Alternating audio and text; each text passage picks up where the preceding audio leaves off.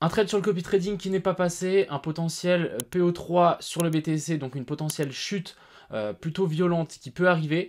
On va checker aussi pas mal d'alt, donc par exemple le Océan, on ira voir le INJ, donc INJ et non le ENJ, je me suis trompé hier. Merci à la personne qui a checké ça dans les commentaires et merci de m'avoir fait la remarque. Donc ouais, je me suis juste trompé quand j'ai parlé de cette alt. On ira voir bien évidemment l'Ethereum et le BTC avec pas mal de choses assez intéressantes. On verra, on est dans une zone intéressante, soit on rebondit maintenant, soit c'est la cave. Vous allez me dire que bah ouais, c'est soit l'un soit l'autre, mais on est particulièrement dans une zone clé. Enfin bref, j'espère que cette vidéo vous plaira. On est tout de suite parti. Crypto, Crypto, donc pour le BTC, ici on est revenu clairement dans ce range après avoir récupéré les liquidités qu'on avait mis là et les liquidités qui s'étaient accumulées ici, donc les stop loss des gens qui étaient en train de shorter. On a tout récupéré et du coup là on a rechuté assez violemment. Vous voyez qu'on a vraiment une différence entre latéralisation et ici la phase d'extension qui peut aller beaucoup plus vite. Vous voyez, on a déjà commencé cette descente. Donc assez violent cette potentielle descente. On est dans une zone potentielle de longue pour les gens qui veulent tenter. Après moi je ne tenterai pas clairement en ayant laissé des liquidités ici et en plus on n'est pas dans une zone OTE. La zone OTE je rappelle qu'elle est un petit peu plus bas ici vers la zone des 24 000 $.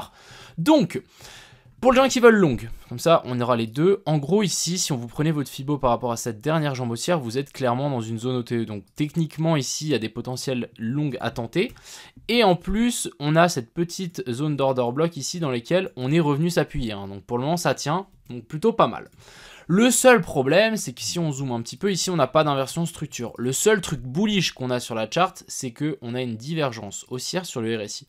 Vous voyez ici, entre ce plus bas là et ce plus bas là, ici on peut tirer une droite, elle descend. Et ben en fait ici si on relie les deux points bas, cette droite elle monte. Donc là on a une divergence haussière qui n'est pas encore confirmée sur le RSI. Il faut une clôture au-dessus de la zone des 47,5 de RSI pour qu'on puisse passer par-dessus. Donc pour le moment, on est juste dans une zone intéressante, mais on n'a pas de setup longue à prendre, donc clairement je vais ne pas prendre de longue.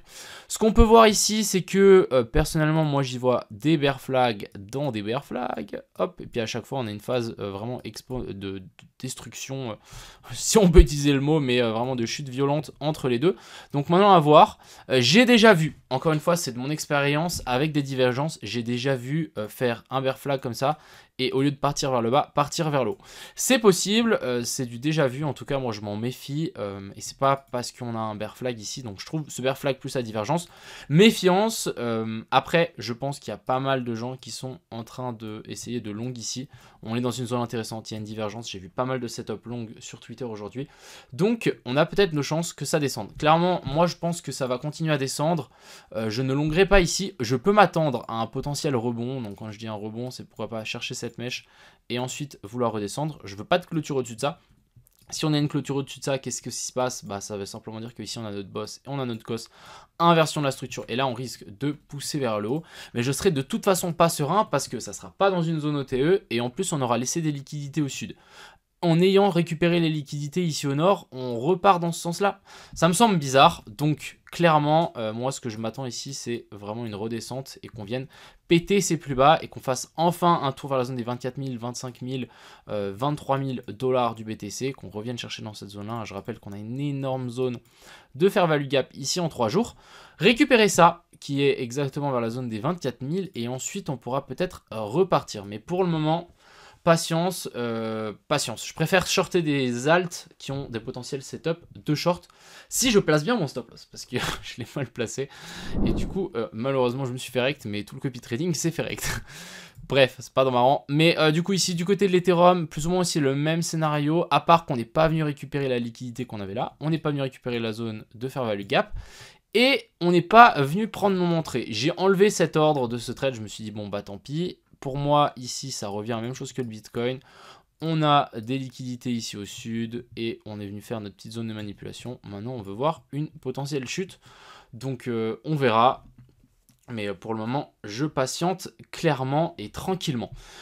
Continuons notre petite analyse, on va checker vite fait le IMO, donc le IMO il continue à grimper tranquillement, voilà, on a cette trendline sur laquelle on est peut-être en train de rebondir, je vais pas forcément parler de prix, mais pour les gens qui veulent avoir une charte, voilà, vous avez un truc ici potentiel, une trendline. Je vais surtout parler de fondamental, parce que c'est beaucoup plus intéressant.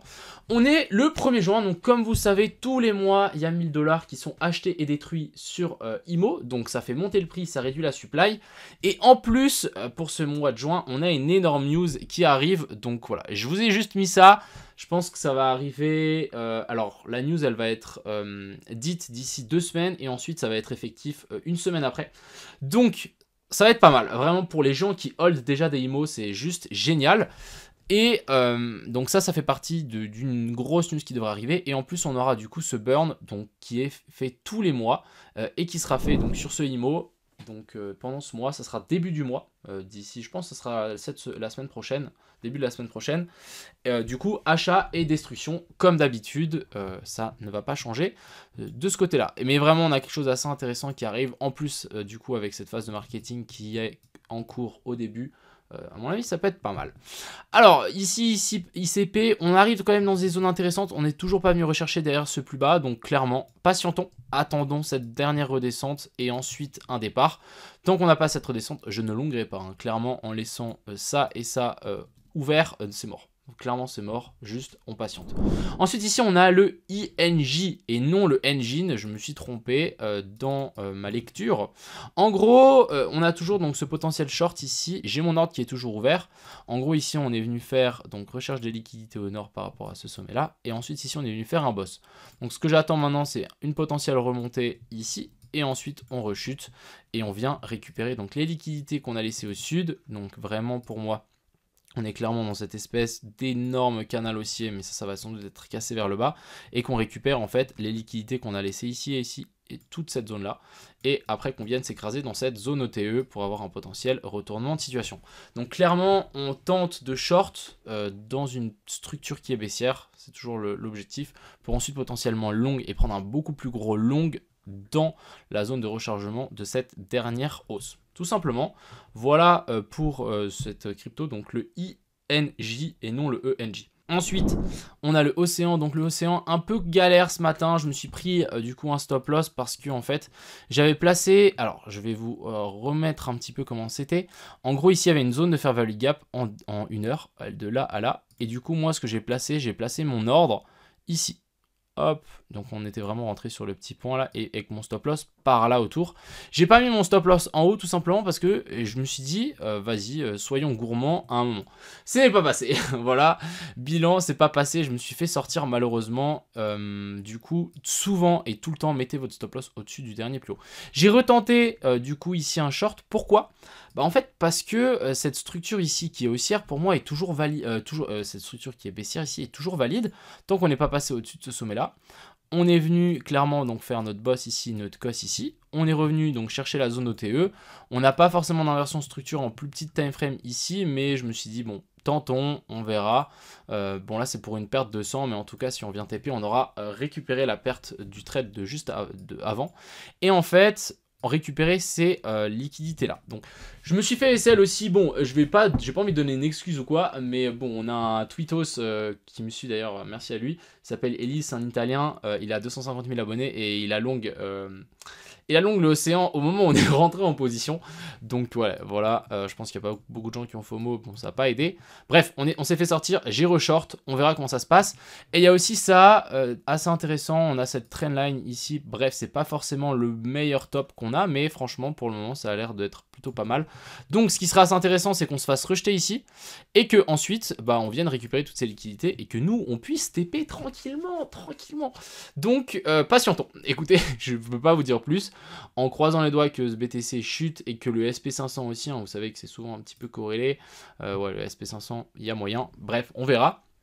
Mais voilà un petit peu ce que j'attends de ce Océan. Et pourquoi pas avoir une petite dernière jambe haussière ici pour le ING. Ça serait propre. Continuons avec le OP. Donc le OP, il y a quelqu'un qui m'a demandé ça avant-hier ou hier de l'analyser. Écoutez, on a fait exactement ce qu'on avait dit, on est en train de s'écraser dans cette zone OTE. Donc là, c'est très très bien. Et regardez-moi ce qui s'est mis en place ici, hein. Je suis en daily, hein. C'est plutôt massif. énorme divergence haussière. Donc là, pour le coup, ça peut commencer à devenir très intéressant de potentiellement mettre une bille dedans, surtout ici sur ce plus bas. Parce que clairement, on a eu un pic de volume, ici on est en train de rebondir sur le RSI, et ici on peut clairement s'attendre à un rebond. Plus dans cette zone OTE, on est venu récupérer les liquidités. Alors là, pour moi, quand même, ça vaut la peine. Hein. Pour les gens qui m'ont demandé le OP, vraiment, on est en plus sur une zone ici de support, hein, c'est ces anciens sommets, zone de pivot. Alors pour moi là, ça vaudrait peut-être la peine de mettre une bille. Donc voilà, je voulais repartager donc l'analyse qu'on m'avait demandé parce que je le trouve super intéressant. Merci à la personne qui a partagé ça, ça me semble nickel. Donc à surveiller, vraiment à surveiller. Je vais checker tous vos commentaires maintenant, ça prend vraiment beaucoup de temps, écoutez. Donc je vais check tout ça maintenant, je prendrai en note pour la prochaine vidéo si vous m'avez demandé des alts, etc. Donc soyez juste un petit peu patient parce que des fois il y en a vraiment beaucoup, du coup ça fait une petite liste d'attente. Et puis voilà, je souhaite à tous une excellente fin de semaine, c'était Crypto Millions, n'hésitez pas à mettre encore une fois un petit pouce bleu, hein. Je sais que ça vous demande juste un clic, mais pour moi ça aide énormément. Et ça permet juste de me remercier, donc c'est tout ce que je demande. Merci encore à tous, je vous souhaite à tous une excellente soirée, c'était Crypto Millions, ciao.